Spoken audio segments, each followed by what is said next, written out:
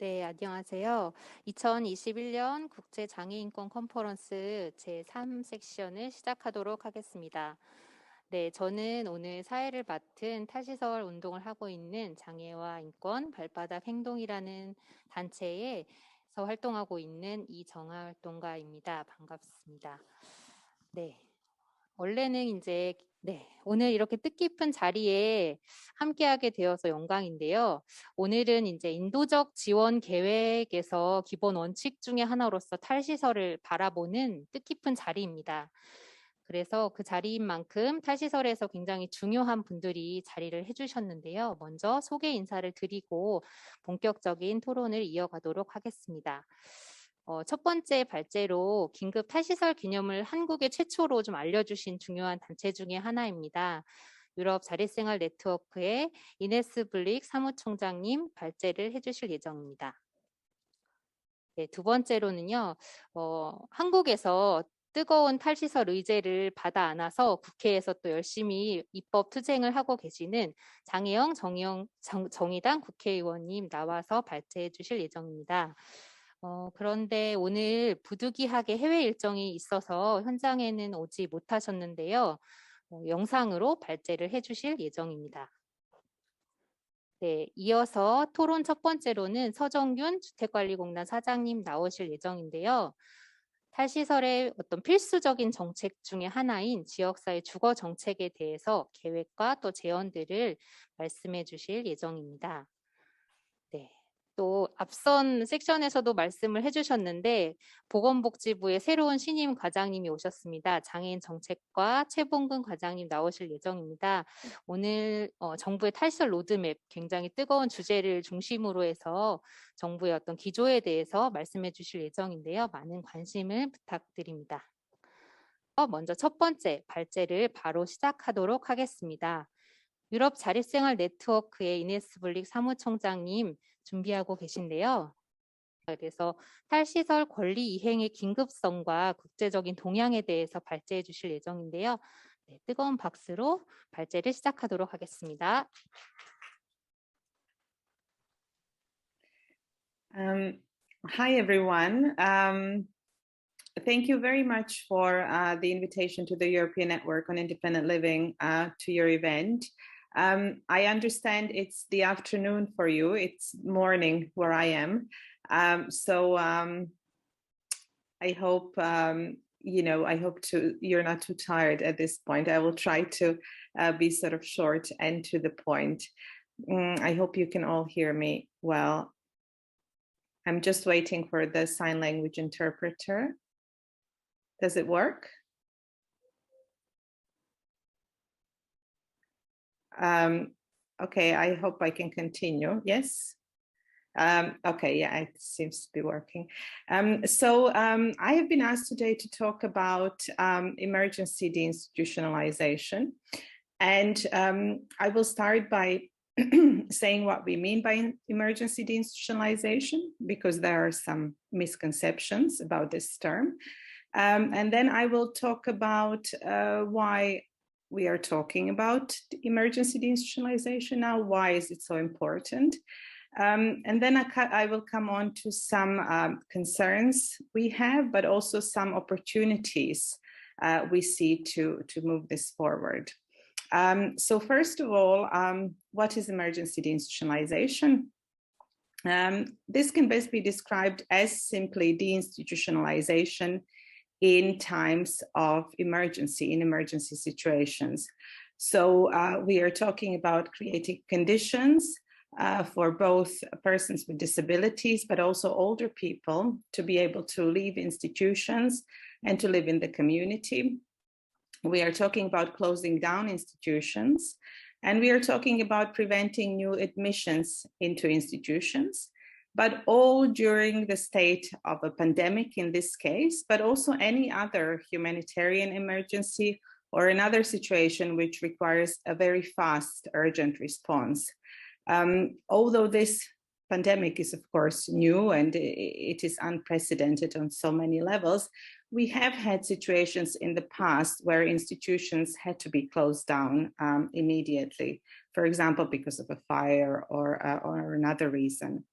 When talking about emergency deinstitutionalization, we are certainly not talking about closing institutions in a hurry without creating conditions for independent living, because this, of course, could result in people becoming homeless, in the families having to support their relatives, or people simply being moved to other institutions.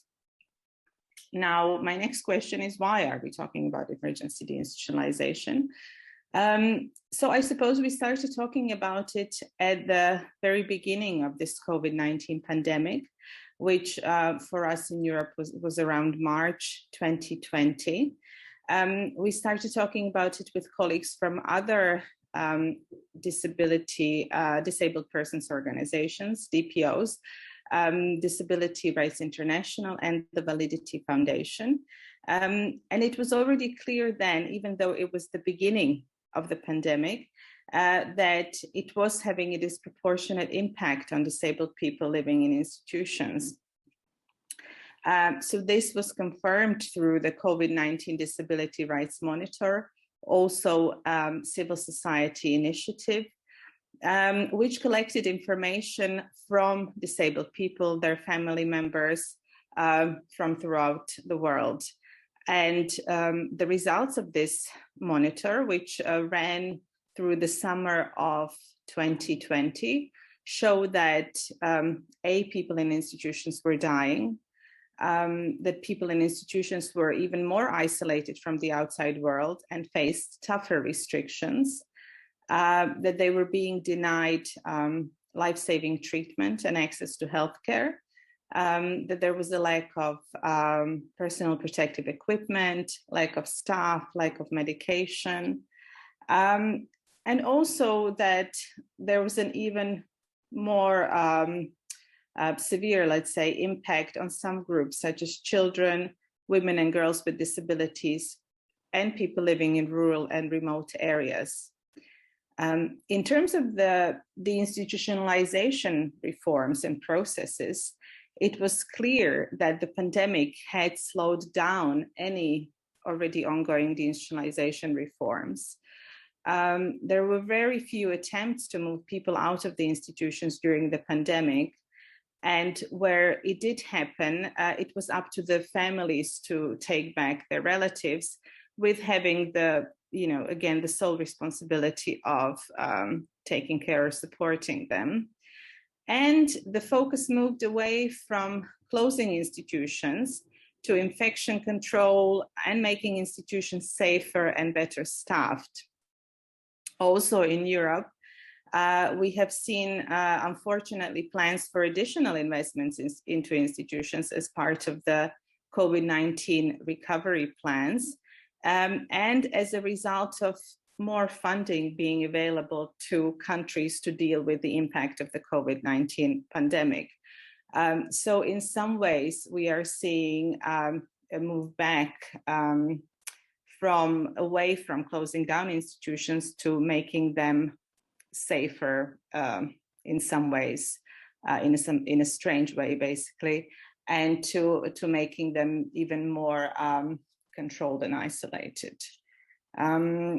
So for these reasons, obviously, as civil society organizations, we started calling for emergency deinstitutionalization and for safety through inclusion, because for us, and this is confirmed by the facts, of course, people are much safer when living in the community, when they have control over who comes into their home, who they see, when they can actually decide themselves how much involved they will be in the activities, etc. When they have access to healthcare in the community, etc.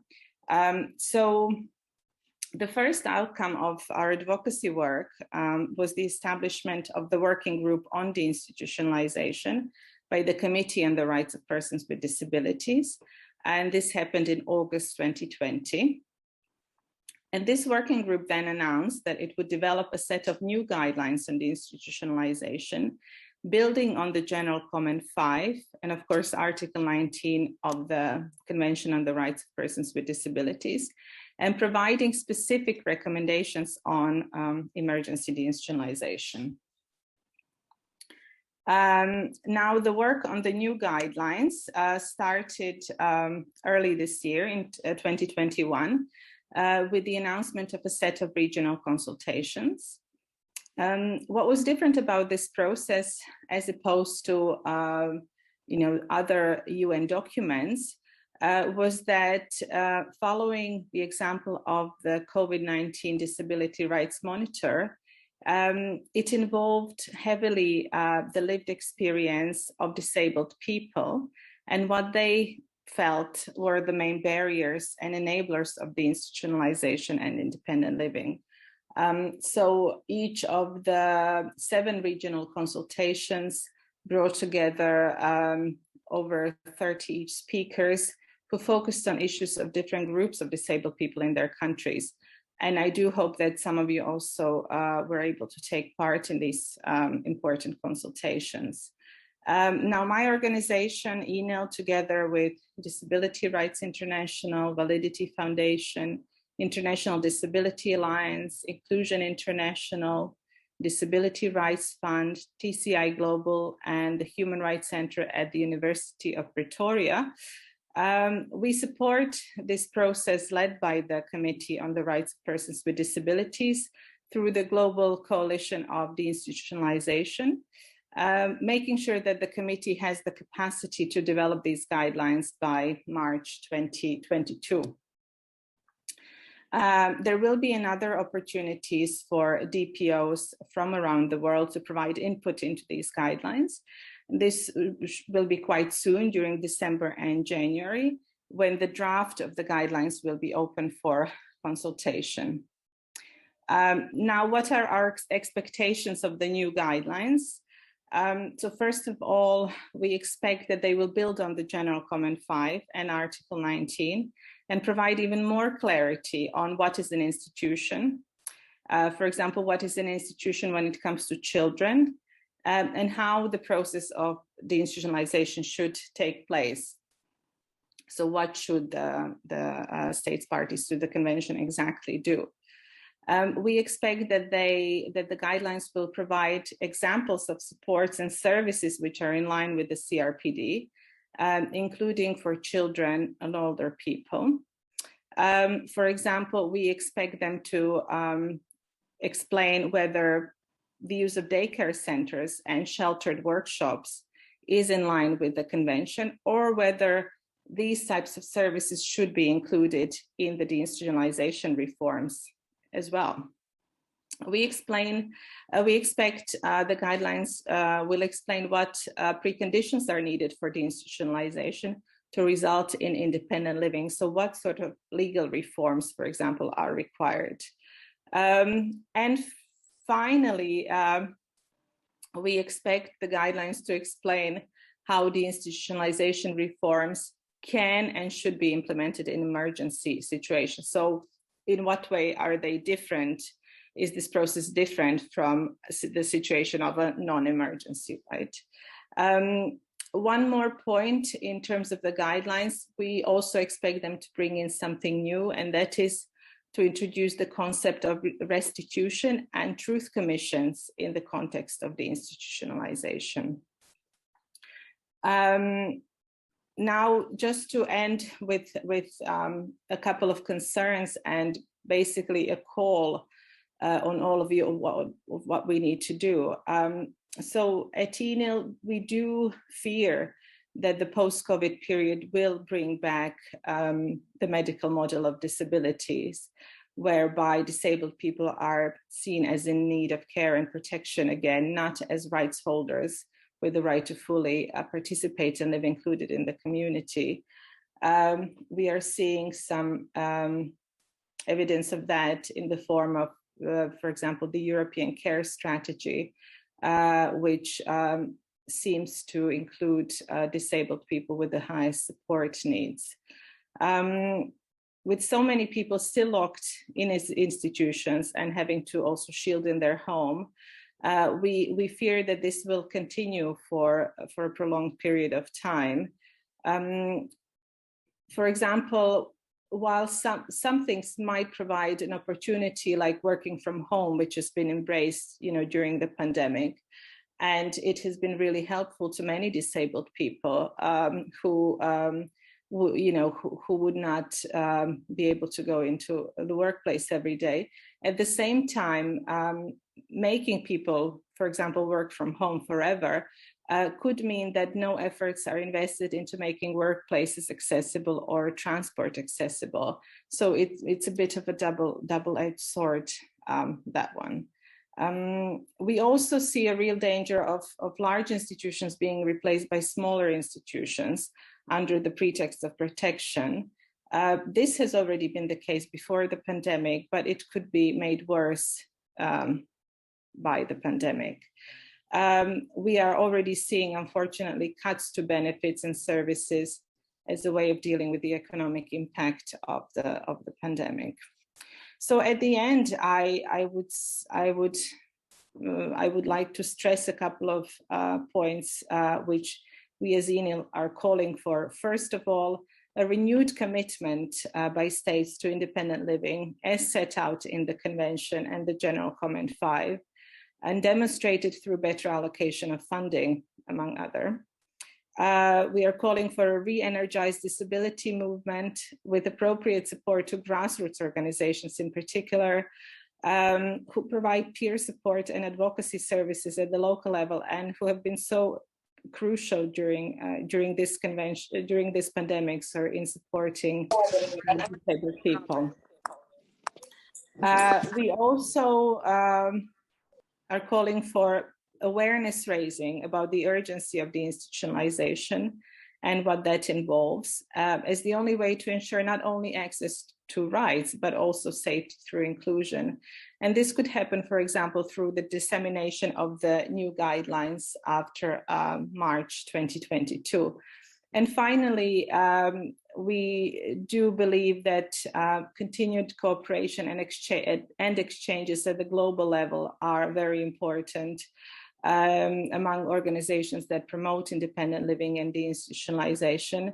And we also must make sure, for example, that deinstitutionalization and the right to independent living are high on the agenda at the next Global Disability Summit, which is happening in Norway next year.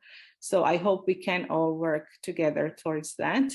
Well, thank you very much for your attention. I'm happy to take part in discussion or take questions. Thank you.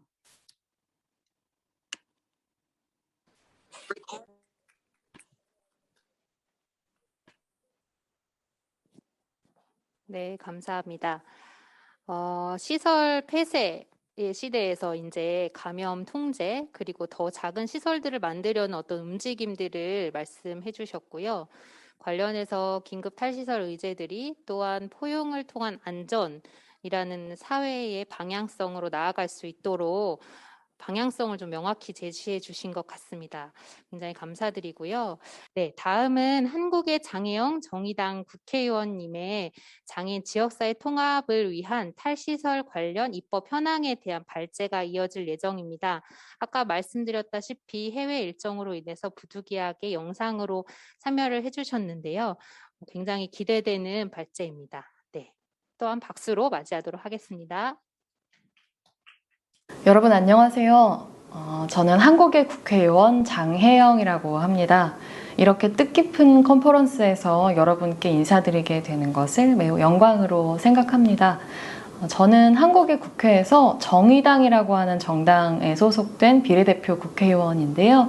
정의당은 복지국가를 만드는 것을 목표로 하는 진보정당이다, 이렇게 소개드릴 수 있을 것 같습니다.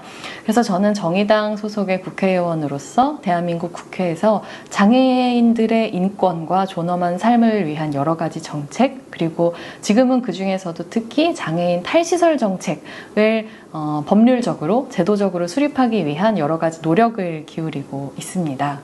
여러분께서 잘 알고 계시겠지만 한국은 2차 대전이 끝나고 나서 독립을 이룩한 나라입니다.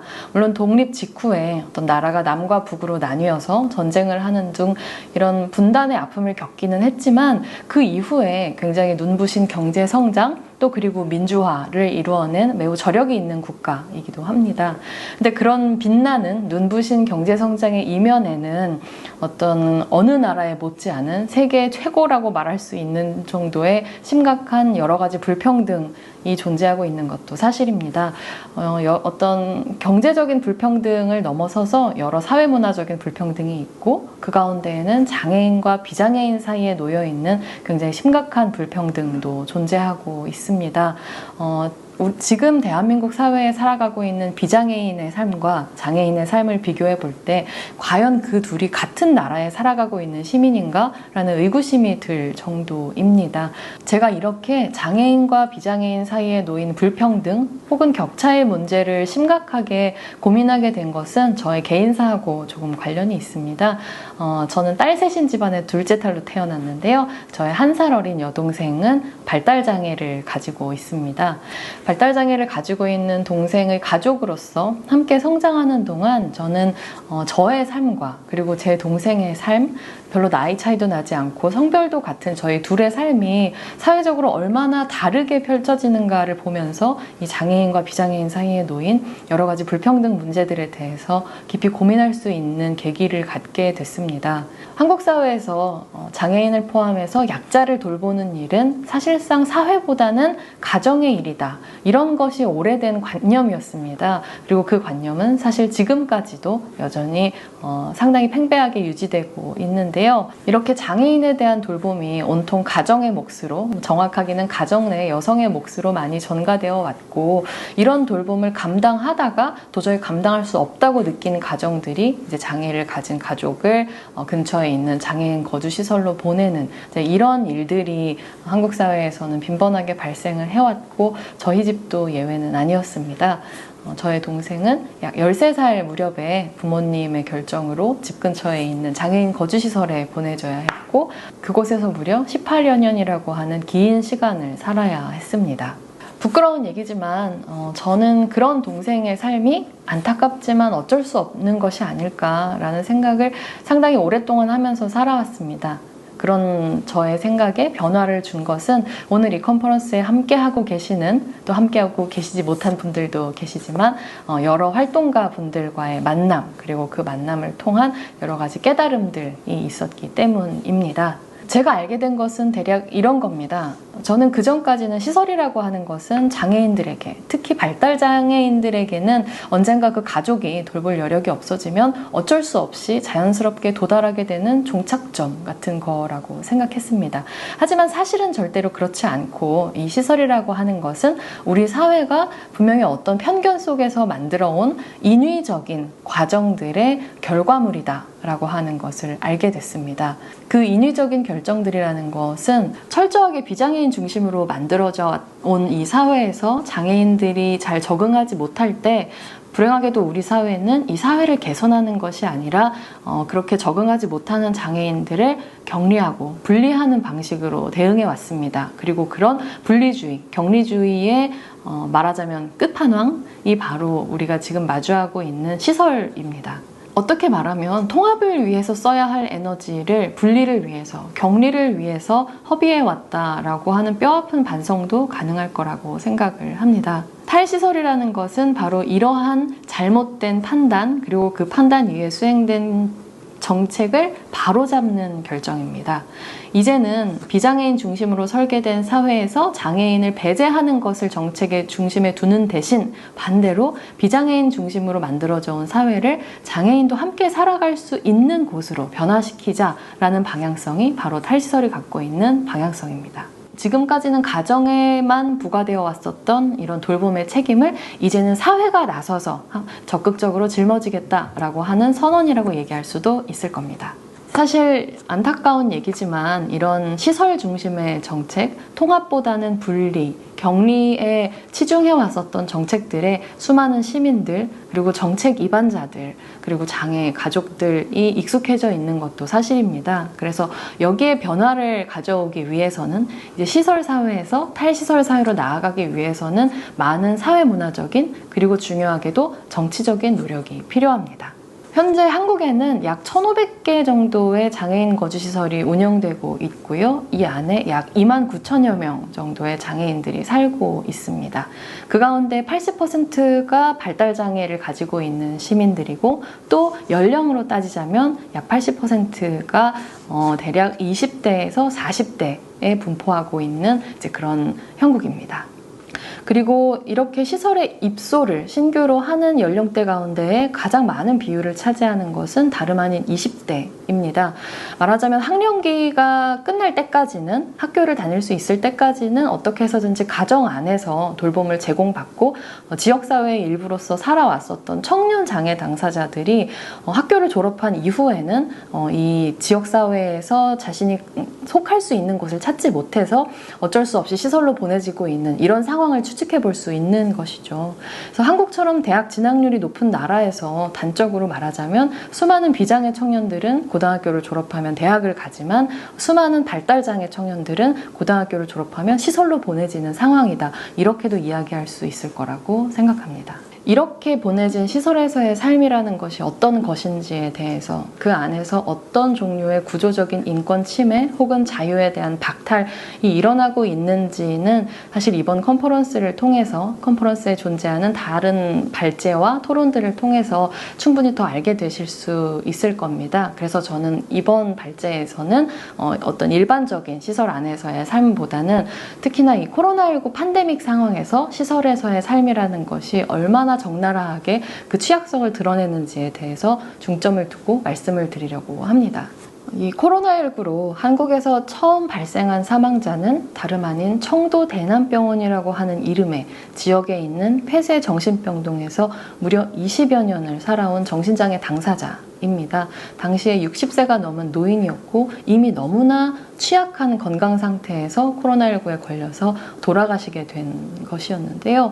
그분이 계셨던 이 청도 대남병원이라는 병원에 함께 있던 약 100여 명이 넘는 환자들은 누구도 제외하지 않고 모두가 이 집단 감염의 희생자가 되었습니다. 그리고 이분을 포함해서 총 7분의 청도 대남병원에 계셨던 정신장애 당사자분들이 이 코로나 바이러스를 이유로 목숨을 잃으셨습니다. 이 사건은 이 보호의 공간이라고 알려져 있는 시설 혹은 이 폐쇄 정신병동의 문제도 정부가 규정하는 장애인 거주시설은 아니지만 분명히 시설 수용의 형태를 하고 있는 것이기 때문에 이것까지 감안해서 말씀을 드리자면 보호의 공간이라고 여겨졌던 격리의 공간들이 사실은 이미 취약한 사람을 얼마나 더 구조적으로 취약하게 만드는지를 잘 드러내 보이는 그런 사건이었다고 말씀드릴 수 있을 것 같아요.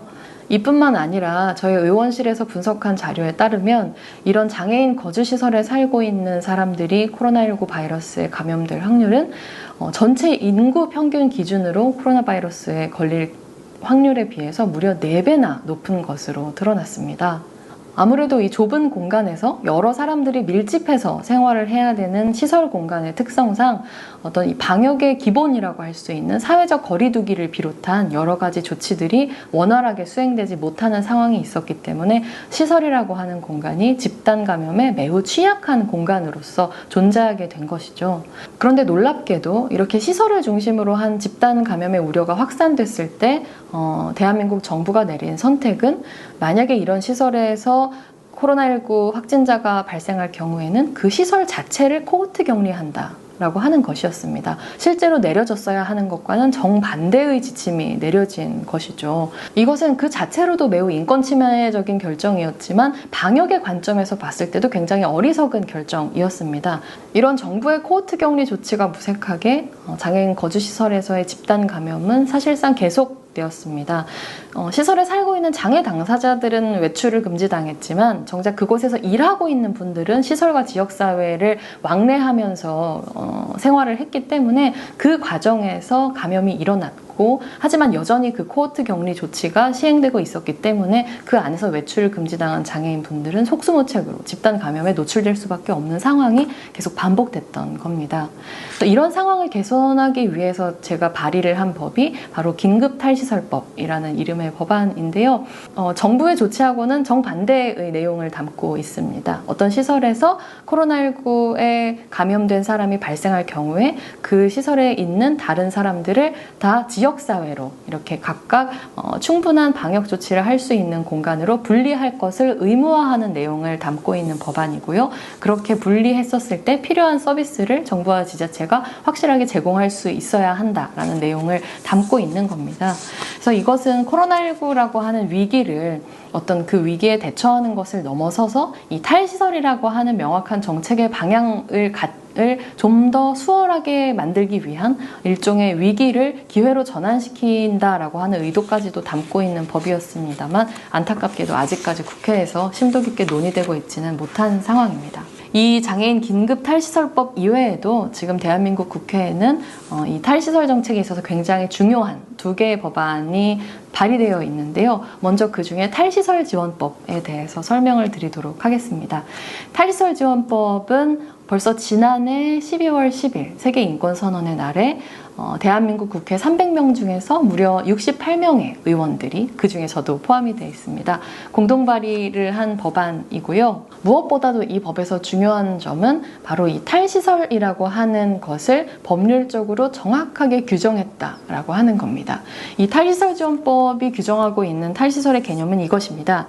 장애인 생활시설에서 거주하는 장애인이 시설에서 나와 지역사회에 통합되어 개인별 주택에서 자립을 위한 서비스를 제공받으며 자율적으로 살아가는 것, 이렇게 굉장히 명확하고 또 구체적으로 규정이 되어 있습니다. 이렇기 때문에 마치 일각에서 주장하는 것처럼 시설 소규모화 정책이 탈시설이다, 이런 식의 논란이 더 이상은 일어나지 않도록 깔끔하게 이 탈시설을 실체적인 의미를 분명히 한다라고 하는 점이 일단 가장 중요한 부분입니다. 그리고 또 이 법에서 굉장히 중요한 것은 누가 탈시설의 대상이 될 수 있는지를 어떤 장애의 유형이나 그 장애 당사자가 가지고 있는 능력을 기준으로 하지 않는다는 것을 명확하게 적시한 겁니다.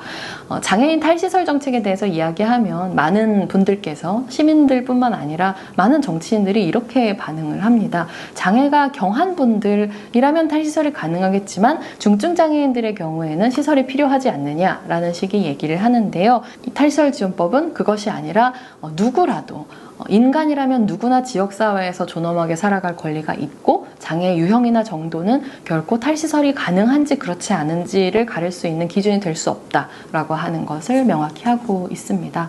그리고 또 빼놓을 수 없는 이 탈시설 지원법의 중요한 내용은 이 탈시설 정책이 완성되는 시점을 이 법이 통과된 이후에 10년 후로 못 받고 있다라고 하는 점입니다. 이 탈시설 정책에 대해서 우려를 표하시는 분들이 자주 하시는 말씀 가운데 하나가 지역사회가 준비되어 있지 않다는 얘기입니다. 지역사회가 준비가 되어야 그 다음에 탈시설을 할 수 있다라고 얘기를 하는데요. 그 얘기는 벌써 10년 전에부터 있었던 얘기거든요. 근데 10년 동안 그 지역사회가 준비가 필요하다라고 하는 말만을 반복하면서 사실상 지역사회도 준비시키지 않았고 탈시설 정책도 제대로 시행되지 않았던 겁니다. 그래서 탈시설 지원법은 이 10년이라고 하는 명확한 정책 달성의 시간을 설정함으로써 그 안에 필요한 지역사회 준비를 함과 동시에 지금 시설에 살고 있는 시민들이 다시 지역사회로 돌아올 수 있도록 하는 구체적이고 실효성 있는 정책을 시행할 수 있는 그런 근거를 만들고자 한 겁니다. 그리고 탈시설 지원법과 함께 꼭 이번 국회에서 통과되어야 하는 법이 바로 제가 대표 발의한 장애인 권리보장법인데요. 이 장애인 권리보장법은 대한민국 사회의 장애인 복지의 프레임을 지금까지 너무나 오랫동안 유지되어 왔었던 이 시혜와 동정의 프레임이 아니라 권리의 프레임, 당사자의 권리의 프레임으로 바꾸는 굉장히 근본적인 변화를 수반하는 법입니다. 이 법에서 가장 중요한 내용은 장애의 정의를 어떤 의료적 손상의 기초에서 내리는 것이 아니라 사회적인 정의로 바꾸는 것에 있습니다. 말하자면 어떤 한 시민이 가지고 있는 신체적인 손상, 정신적인 손상이 얼마나 되느냐라는 것이 장애를 규정하는 가장 중요한 기준이 아니라 이 사람이 이 우리 사회의 너무나 비장의 일변도로 구성되어 있는 불평등한 구조 속에서 어떤 장애를 가지고 있는 사람이 얼마나 실질적인 사회적인 참여에 제약을 겪고 있는가, 그런 사회와의 상호작용 속에서 겪고 있는 어려움을 중심으로 이 장애인들에게 사회가 제공하는 제도나 지원이나 서비스를 규정하는 데에 가장 큰 의의가 있습니다. 이렇게 장애의 정의를 재정의하게 될 경우 장애인 복지라고 하는 것은 지금까지는 어떤 의료적인 손상을 기준으로 장애인으로 등록된 사람에게 제공되는 것이었다면, 이 법이 통과될 경우 복지 서비스를 받을 수 있는 사람들은 장애로 인해서 어떤 관련된 사회 참여를 위해서 특정한 서비스가 필요한 모든 사람들로 변화하게 된다는 의미입니다. 그렇게 장애의 정의를 변화시키는 것뿐만 아니라 이 법에서는 UN 장애인 권리 협약의 당사국으로서 대한민국 정부와 지자체가 이런 서비스가 필요한 사람들에게 당사자에게 개별화된 맞춤형 복지 서비스를 제공해야 하는 책무를 규정하고 있고요. 또 국가가 장애인 관련된 정책을 수립함에 있어서 당사자의 목소리를 반드시 반영하도록 하기 위한 국가장애인위원회의 설치를 규정하고 있습니다. 그리고 가장 중요한 이 안정적으로 정책을 추진할 수 있는 예산 구조를 뒷받침하기 위해서 장애인 정책에 관련된 특별 기금을 설치할 수 있게 하는 조항 또한 포함되어 있습니다. 현재 대한민국 정부는 역대 정부들 가운데에서 처음으로 이 탈시설이라고 하는 것을 국가의 중요한 국정 과제 가운데 하나로 설정한 정부입니다. 이것은 굉장히 중요한 성과라고 할 수 있는데요. 그런데 이렇게 선언을 멋지게 한 것만큼이나 실제로 실질적인 정책을 시행해 왔느냐라고 할 때는 사실은 좋은 점수를 주기 어렵다고 말씀드릴 수 있습니다. 단적으로 이렇게 국정과제로는 설정을 했지만 5년의 임기 중에서 이제는 1년도 채 남지 않은 올해 8월의 시점에서야 이 굉장히 내용적으로도 부실하고 한계가 많은 탈시설 로드맵을 발표하는 것만 봐도 좋은 평가를 드리기는 어렵다는 것을 아실 수 있을 텐데요. 정부가 8월에 발표한 이 탈시설 로드맵이 가지고 있는 여러 한계점들 중에서 몇 가지만 얘기를 해보자면, 먼저 이 로드맵이 규정하고 있는 탈시설의 의미가 굉장히 아주 협소합니다. 탈시설이라고 하는 것은 장애를 가진 시민의 지역사회로의 완전한 통합 을 위한 정책으로서의 총체적인 의미를 담고 있는데, 정부가 마련한 이 탈시설 로드맵에서는 마치 이것이 주거 이전의 문제에 한정되어 있는 것 같은 느낌을 피할 수가 없습니다. 또 앞서 말씀드렸던 것처럼 이 탈시설이 가능한 장애인과 그렇지 않은 장애인을 구분해서 경증인 사람들은 탈시설이 가능하지만 최중증인 사람들은 대상이 아니다 라고 하는 식의 발언을 복지부 장관이 서슴없이 국정감사장에 나와서 하기도 했었고요. 무엇보다도 이 탈시설 정책이 마무리되는 시점이 무려 20년이나 후로 설정되어 있다는 겁니다. 그리고 그것이 어떤 구속력을 갖는 것도 아닙니다. 그냥 어떤 하나의 전망일 뿐인 것이죠. 그래서 국회에 이미 어떤 10년을 기점으로 하는 굉장히 다수의 의원들이 공동 발의한 탈시설 지원법이 발의되어 있음에도 불구하고 구속력도 없이 20년 후를 어떤 정책의 완성 시점으로 내다본다라고 하는 것은 굉장히 불성실한 태도다, 이렇게 평가할 수밖에 없다고 생각합니다. 왜 이렇게 부족한 탈시설 로드맵이 나올 수밖에 없었을까 생각을 해보면, 저는 일단 지금까지의 시설 중심 정책에 대한 정부 차원의 뼈아픈 반성이 없었던 것이 아닌가, 그리고 이 탈시설 정책이 가지고 있는 이 패러다임 전환에 대한 깊은 문제의식이나 이해가 부족했던 것은 아닌가 싶습니다. 정부에서 발표한 이 탈시설 로드맵이 가지고 있는 여러 가지 문제점들을 보면 이렇게 한숨이 나오기는 하지만, 그럼에도 불구하고 저는 이 탈시설 정책이라고 하는 것은 피할 수 없는 시대적 흐름이다, 이렇게 생각합니다. 이 코로나19 팬데믹 시기를 거치면서 우리가 알게 된 점이 있다면, 우리 서로의 삶이라는 것이 생각보다 정말로 긴밀하게 연결되어 있다는 것이라고 생각합니다. 우리 사회에서 가장 취약한 사람이 코로나 바이러스로부터 안전하지 않다면 그것은 결과적으로 우리 사회 모두가 여전히 아직은 코로나 바이러스로부터 안전하지 않다는 것을 의미한다는 걸 이제는 우리는 알게 됐습니다. 이 모든 사실들이 우리에게 촉구하는 것은 우리는 정말로 이제 함께 안전하게 살아가는 방법을 다시 발명하고 또 배워야 한다는 것이라고 생각합니다. 지금까지의 얘기를 정리하자면 저는 우리 사회의 탈시설 정책은 지금 시설에서 살아가고 있는 사람들의 인권과 안전을 지키는 정책임과 동시에 우리 사회 모든 시민들의 인권과 안전을 지키는 정책이라고 말할 수 있다고 봅니다. 이 탈시설 정책이 한국 사회에 도입이 되고 조금씩 발전해 나가는 데 있어서 가장 큰 원동력은 무엇보다도 시민사회에서 함께 이 장애 인권 운동을 이끌어온 장애 당사자 한 분 한 분, 또 활동가 한 분 한 분이었다고 생각합니다. 그렇게 시민사회에서 만들어진 자발적인 힘이 어떤 우리 사회의 각계각층으로 정치를 포함해서 여러 곳으로 확장되어 가고 있다고 생각하고 그 힘의 일부로서 저 또한 장애인권운동의 국회 동지로서 이렇게 함께 여러 가지 법안을 발의하고 그 입법 활동을 함께 해나가고 있다고 생각하고요. 네, 이런 변화들에 있어서 저와 또 제가 몸담고 있는 정당이 그리고 나아가서 대한민국 국회가 제 역할을 다할 수 있도록 끝까지 최선을 다하겠다. 이런 약속 드리면서 오늘의 이 영상 발제 마치도록 하겠습니다. 지금까지 경청해 주셔서 감사합니다. 네, 너무너무 잘 들으셨죠? 귀에 쏙쏙 들어오는 네, 설명이었습니다. 굉장히 중요한 언급들을 아주 많이 해주셨는데요. 중요한 핵심 축으로 탈시설 지원법, 그리고 긴급 탈시설 지원법, 그리고 앞서 이제 이야기해 주셨던 것 중에 장애인 권리보장법 이렇게 세 가지의 법안 내용들을 말씀해 주셨습니다. 이 세 가지 법안들은 장애인 권리 패러다임을 전환하는 어떤 핵심 법안인데요. 저는 특히 그 우리 사회가 뼈아픈 반성을 했는가에 대한 질문이 좀 무겁게 다가오는 것 같은데요. 함께 안전하게 사는 방법들을 마련해야 하는 시기인 것 같습니다. 한국에서는 지금 68명의 공동발의 의원들이 지금 탈시설 지원법을 발의했는데요. 아까 말씀해 주신 것처럼 1년 정도가 지금 다 되어 가는데 아직 실제적인 논의들이 이루어지지 않고 있습니다. 그만큼 이제 국가와 사회 연대가 굉장히 중요한 시점인데요. 이어서 저희가 토론들을 이어가면서 이 내용들을 좀 채워갈 수 있었으면 좋겠습니다.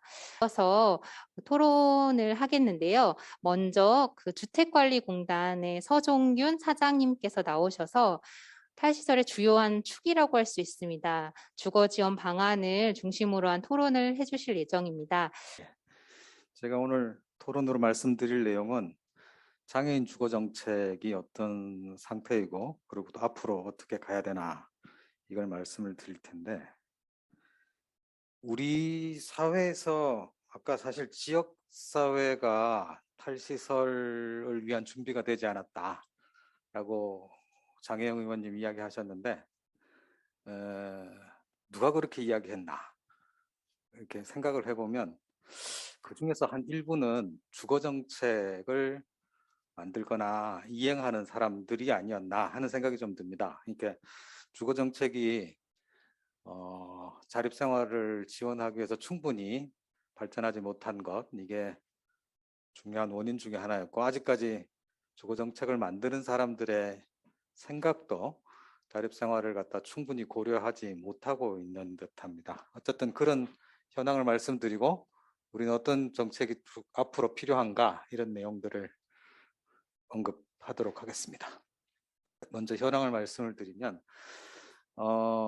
주거 정책의 중요한 부분은 이제 우리 사회에서는 공공임대주택, 이게 제일 큰 정책이고, 그 다음에 이제 주거비 보조, 뭐 주거급여로 보통 불리는 것, 그 다음에 주택 개량이나 개조에 대한 지원, 이런 것들이 주로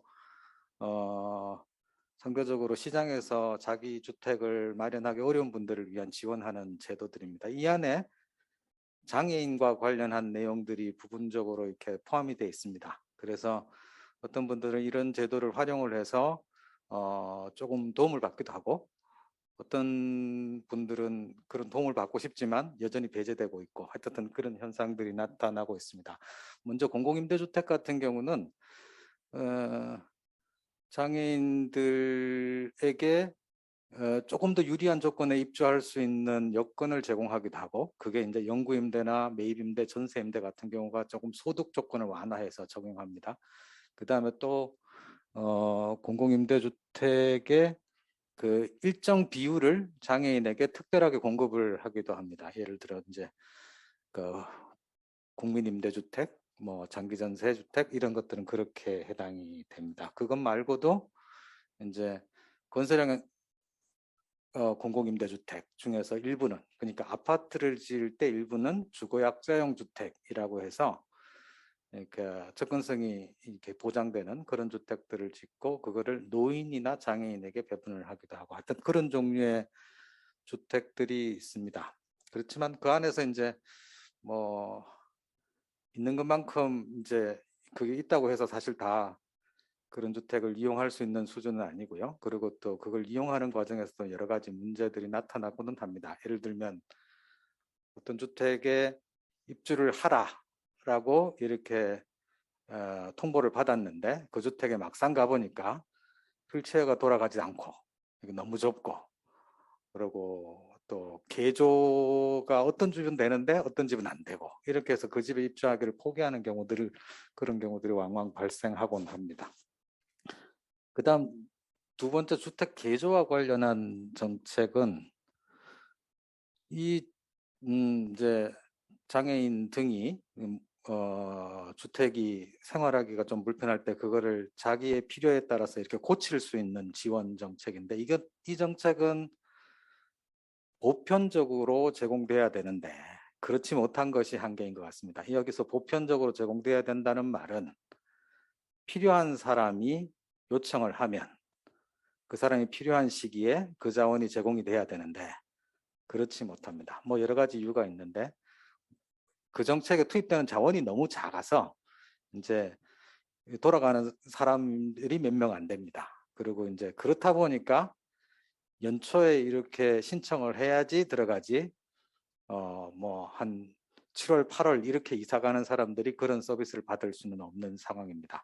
그런 식의 아주 제한적인 정책이 있는데 이런 종류의 정책은 아직까지 제대로 체계적인 정책이라 보기는 어렵다. 그냥 아직까지는 이게 어떻게 보면 아주 시혜적인 사회공헌과 정책 사이 어떤 중간 정도 수준에 있는 정도에 불과하다. 이렇게 여겨집니다. 근데 이 정책은 굉장히 큰 효과를 발휘할 수 있는 거라서 지금 이렇게 가볍게 넘길 수 있는 건 아닌 것 같습니다. 그다음 기타 이제 분양주택이나 뭐 주택 융자 같은 것에서도 장애인이 부분적으로 그 유리한 조건들이 제공되고는 있습니다. 이런 것들이 기존 정책의 대표적인 것이고 그리고 자립생활과 관련해서 몇 가지 어쨌든 지방정부에서 먼저 정책적 시도를 했습니다. 체험홈, 자립생활주택 이런 이름으로 불리면서 이제 시설에서 나와서 일정 기간 생활해서 능력을 쌓아서 지역사회에서 자립하는 준비를 한다. 그게 어느 정도 있다가 또 이제 서울시 같은 경우는 지원주택이라고 해서 서울시에는 조례가 만들어지고 지원주택이 전형적으로는 이제 시설에서 있는 발달 장애가 있는 사람들이 지역사회에 나왔을 때 기존의 활동 지원을 이용해서는 충분히 자립생활이 어려운 경우 부족한 부분에 해당하는 지원을 추가로 제공을 해서 자립생활을 도운 사례가 있습니다. 근데 이런 비슷한 사례가 사실 서울시 말고도 다른 지방에서도 시도는 되고 있는데 아직까지 좀 완벽한 형태라고 보기는 좀 어려운 것들입니다. 예를 들면 임대차 계약을 본인 당사자 이름으로 못한다든가 아니면 지원 서비스와 관련해서 예산이 확보돼서 앞으로 안정적으로 이게 계속해서 유지될 것이라고 좀 생각이 되기 어려운 조건입니다. 중앙정부에서 탈시설 추진 로드맵이 만들어졌습니다. 그리고 그것 안에 뭐 여러 가지 내용이 있습니다만 저는 740명씩 탈시설을 지원하겠다. 이런 내용이나 이런 것들이 있는데 그 밑에 있는 이제 주거 정책은 도대체 이걸 하기 위해서 어떤 변화를 해야 되겠는가 하는 게 있습니다. 거기서 이제 장애인 편의시설이 설치된 공공임대주택 공급 그리고 통합 공공임대주택 중에서 5% 장애인 우선 공급 등이 언급되고 있습니다. 근데 이걸 가만히 보고 있으니까 기존의 주거 정책에 있는 걸 갖다가 살짝 이름을 바꾼 듯한 느낌이 좀 들어요. 별로 달라진 게 없는 것 같아요. 그러니까 위에 첫 번째 장애인 편의시설이 설치된 공공임대주택은 주거약자형 주택 언급하는 듯하고, 그리고 통합공공임대주택 중 5% 장애인 우선 공급, 이것도 뭐 주거약자형 주택 공급이라든가 아니면은 국민임대주택에서 특별 배분하는 것이나 이것하고 크게 다르지 않은 것 같습니다. 그래서 이게 달라진 게 있을까? 이게 실제로 도움이 될 수 있을까? 이런 점을 이렇게 생각하면 국토부는 이 탈시설 정책을 만드는 과정에서는 아주 적극적으로 새로운 걸 시도하려는 노력은 별로 하지 않았다. 이렇게 좀 생각은 됩니다. 그다음에 이제 저는 이제 복지부 쪽에서 이제 탈시설 계획이든 아니면 뭐 자립생활에 대한 정책이든 이런 것들이 진행되는 거는 당연하고 뭐 속도도 빨라져야 된다고 생각을 하고 그렇습니다. 근데 그뿐만 아니라 국토부의 주거 정책을 담당하는 분야에서도 이제 자립생활, 지역사회 자립생활이 주거 정책 자체의 중요한 목표 중에 하나가 되어야 되는 것 같습니다. 근데 이게 사회적으로 제일 좀 힘이 없는 사람, 약한 사람들의 정책은 별로 속도가 잘 안 납니다. 또 아주 체계적으로 뭔가 이렇게 어떤 정책을 해야 된다라는 주장들도 잘 안 보입니다. 적어도 여기서 파란색으로 언급됐던 한 4가지 정도는 지역사회 자립생활을 촉진하기 위해서 적어도 주거정책 기본적으로 꼭 해야 되는 것 아니냐. 그러니까 유니버설 디자인을 모든 신축 주택에 적용하는 것, 아까 말씀드린 주택 개조를 보편적으로 제공하는 것, 주거약자형 주택 등 주거 이전 지원 주택, 이런 것들이 저는 제일 대표적으로 주거 정책이 할 수 있고 관심을 조금 더 기울이고 조금 복잡해지긴 합니다만 어쨌든 그런 노력을 기울이면 유니버설 디자인을 주택에 적용한다는 건 어떤 건가 말씀을 드릴 텐데, 핵심적인 내용은 맨 밑에 있는 접근성과 개조 가능성입니다. 그러니까 유니버설 디자인은 베리어 프리 디자인하고 조금 다릅니다. 많이 다릅니다. 개념이 좀 다릅니다. 베리어 프리는 어떤 사람이 자기 생활하는 여건들을 갖다가 이렇게 별 장애가 없이, 불편함 없이 집을 바꾸는 것이라고 할 수 있는데, 유니버설 디자인은 모든 주택에 적용시킬 개념이고, 거기에 적용해야 될 핵심적인 내용은 집을 지을 때는 몸이 아픈 사람이든 휠체어를 쓰는 사람이든 이런 사람들이 접근할 수 있게 설계를 해야 된다라는 겁니다. 그러니까 현관 들어갈 때 계단이 서너 개 이렇게 있으면 휠체어를 타시는 분은 접근이 아예 불가능하죠. 그런 주택은 유니버설 디자인이 적용되지 않은 주택이라고 볼 수 있습니다. 그리고 마찬가지로 이제 화장실을 이용할 때도, 화장실 이용은 사실은 뭐 접근성보다는 개조 가능성하고도 가까울 텐데, 화장실 부엌 이런 것들인데, 그런 거는 만약에 어떤 집에서 사시는 분이 몸이 좀 불편해져서 주택을 고칠 필요가 있을 때 그 집을 쉽게 고칠 수 있는 집을 처음부터 만들자라는 겁니다. 그게 개조 가능성이고, 이 2가지 조건들을 갖춘 주택들을 만들어야 된다라는 거고, 그런 주택을 필요로 하는 사람은 얼마나 많을까?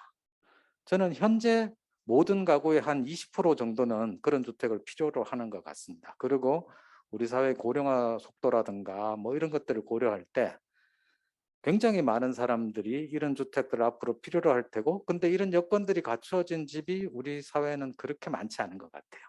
그다음, 만약에 어떤 분이 몸이 살다가 갑자기 이제 좀 불편해졌어요. 그리고 그런 분들한테 2번째 이제 제공할 수 있는 정책은 집을 고쳐주는 겁니다. 그리고 집을 고치면 이분들이 현재 집에서 정상적인 주거 생활을 하면서 요양병원이나 이런 데 갈 필요가 줄어들 수 있죠.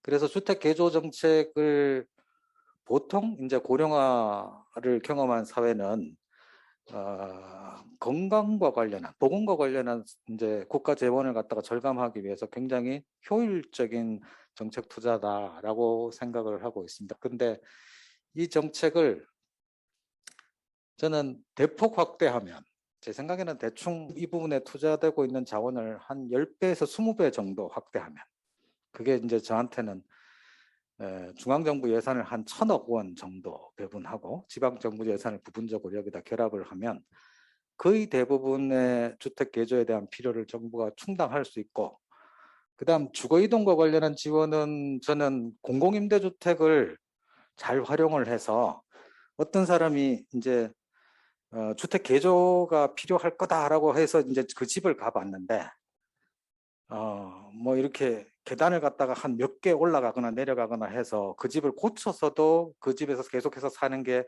불가능하다라고 여겨지는 사람들이 있을 수밖에 없고, 그런 분들에게는 집을 옮겨서 살 수 있는 기회를 제공하는 게 필요하다고 생각이 됩니다. 그래서 그때 활용할 자원으로 제일 먼저 활용할 수 있는 게, 저는 공공임대주택 중에서 일부를 주거약자용 주택으로 완전히 배리어 프리 디자인을 하면서 제공을 했기 때문에 그 주택을 먼저 활용할 수 있으면 좋겠습니다. 그다음 마지막으로 언급드릴 내용이 이제 지원주택인데, 지원주택은 그냥 집만 제공해서는 지역사회에서 살기 어려운 분들에게 그 부족한 부분만큼을 지원 서비스를 제공해서 계속해서 살 수 있도록 해야 되는 거고, 그 주택은 이제 주택을 제공하는 기관, 우리 정부로 보면 국토부, 그리고 서비스를 제공해야 될 주체, 이건 보건복지부, 이런 쪽에서 이 양쪽의 자원이 합쳐져서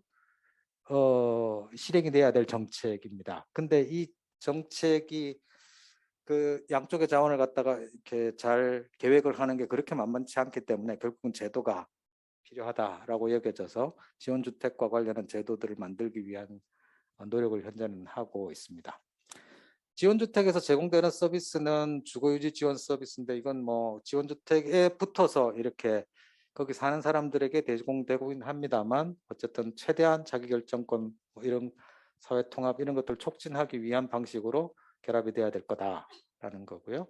그다음 지원주택은 지역사회에 존재하던 다른 형태의 거처들과는 뭐가 다른가? 제일 대표적으로 그룹홈과 뭐가 다른가 할 때, 저는 이제 지원주택에 입주하는 사람들은 그룹홈하고 비슷하게 형식이 이제 집 모양이고 서비스가 집하고 이렇게 결합되어 있다고 할 수 있지만, 지원주택에 사는 사람들은 어떻게 이제 자기결정권이, 자립생활이 온전하게 보장이 되는가를 보면 그 중에서 굉장히 중요한 그 요소 중에 하나가 직접 자기가 계약을 한다는 거. 그러니까 이 집의 주인은, 이 집에 머물 수 있는 권리를 갖고 있는 사람은 나라는 거죠. 그러니까 내가 직접 입주하겠다고 신청을 했고, 내가 계약하고 내가 임대료를 계속 내기 때문에 지원주택에서 내가 어떤 도움을 받을 것인지를 자기가 스스로 결정을 하고, 이런 걸 잘 할 수 있도록 돕는 역할을 지원주택에서 제공되는 서비스가 돕는 역할을 그렇게 할 거라고 기대를 합니다. 현재 서울시는 지원주택을 작년 말 기준으로 한 450호 정도 공급을 했고, 여기서 지원주택 안에 예전에는 이제 발달장애를 갖고 있고 시설에서 사는 게 뭐 당연하고 지역사회로 나가면 고생할 거고 안 나가는 게 차라리 낫다라고 흔히 생각을 하던 사람들이 많이 나와서 사십니다.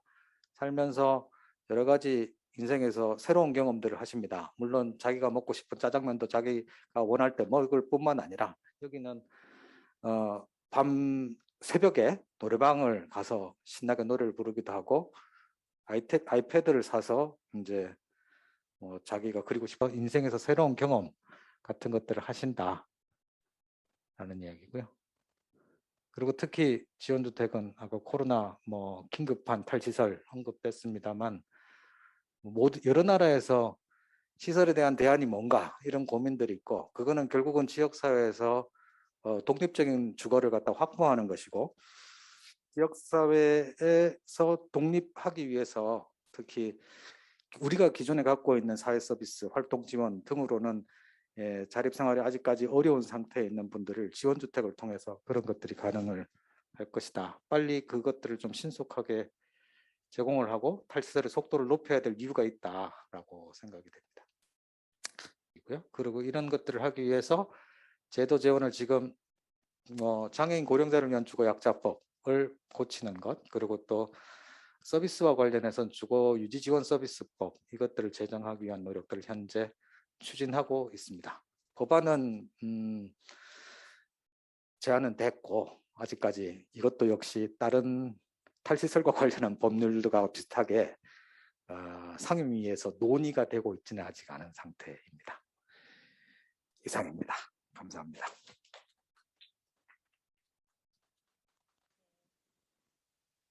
네, 감사합니다. 다양한 장애인의 주거 개념과 주거 우선 정책들, 그리고 다양한 주거 지원 방식에 대해서 말씀해 주셨는데요.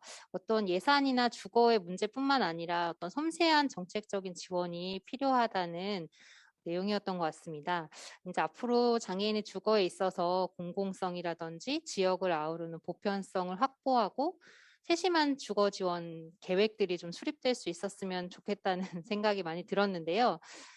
사실 한국에서는 이런 주거 관련한 논쟁들이 탈시설과 관련해서도 굉장히 논의가 활발하게 더 이제 확장되지는 못하는 것 같습니다. 근데 이제 발제를 들으면서 주거뿐만 아니라 저희가 이제 기존 제도에서 좀 더 나아가서 장애인뿐만 아니라 뭐 노숙인, 노인까지 어떤 주거 우선권을 좀 보장받게 되는 그런 중요한 제도 개선이 좀 필요할 것 같습니다. 네, 이제 마지막 토론을 남겨두었는데요. 이만큼 이제 국제사회의 관심이 굉장히 뜨거운 탈시설 의제입니다. 그래서 이 자리에 나와 주신 것이 굉장히 감사한데요. 보건복지부의 새로운 과장님께서 오셨어요. 장애인 정책과 최봉근 과장님 나오셨는데요. 이 탈시설 의제를 이제는 인도적 지원 계획의 원칙으로 우리가 바라보는 자리이니만큼 정부의 탈시설 정책뿐만 아니라 앞서 언급됐던 정부의 탈시설 정책에 대한 좀 입장들을 말씀해 주시도록 하겠습니다. 네, 발제를 부탁드립니다.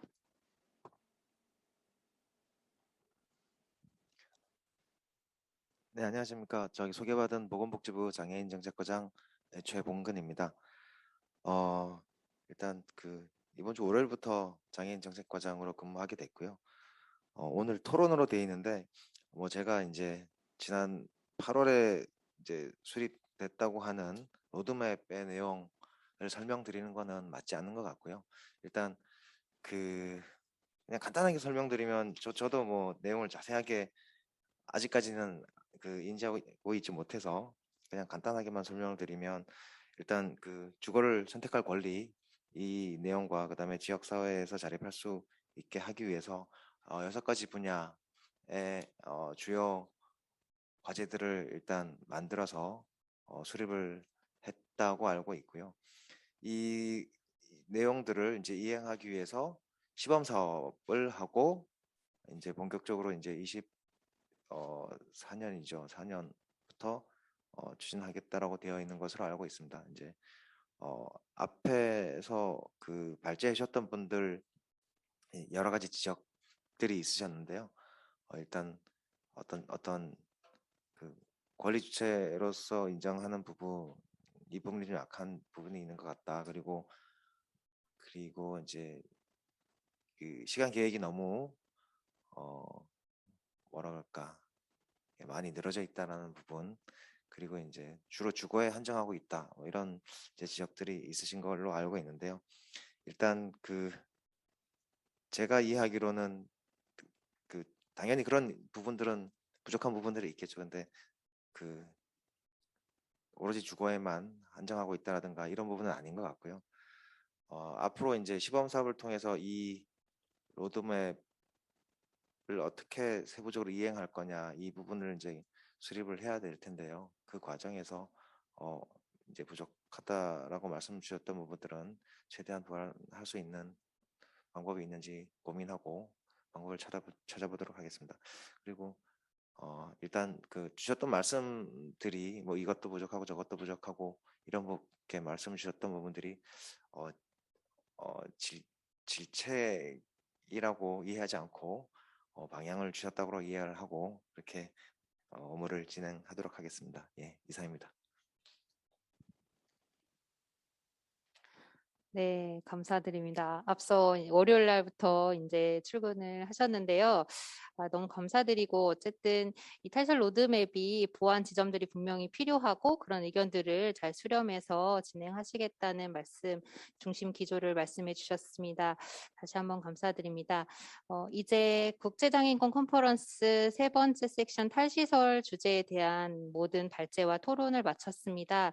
저는 개인적으로는 지금 탈시설 운동을 하고 있는 활동가로서 이 자리가 굉장히 뜻깊은 자리였습니다. 또 저뿐만 아니라 탈시설 운동에 참여하고 계시는 탈시설 당사자분들, 가족분들, 그리고 탈시설 활동가분들이 많은 힘이 됐던 자리가 아닌가 이런 생각이 들었습니다. 발제와 토론에 참여해주신 분들 모두 감사드리고요. 또 이렇게 시청해주신 분들, 또 KDF 모두 감사드리고 다시 한번 내년에 저희가 좀 더 발전적인 논의 과정을 가지고 이 자리에서 만날 수 있지 않을까 하는 기대감을 갖게 되었습니다. 네, 오늘 이 자리는 이것으로 마치도록 하겠습니다. 감사합니다.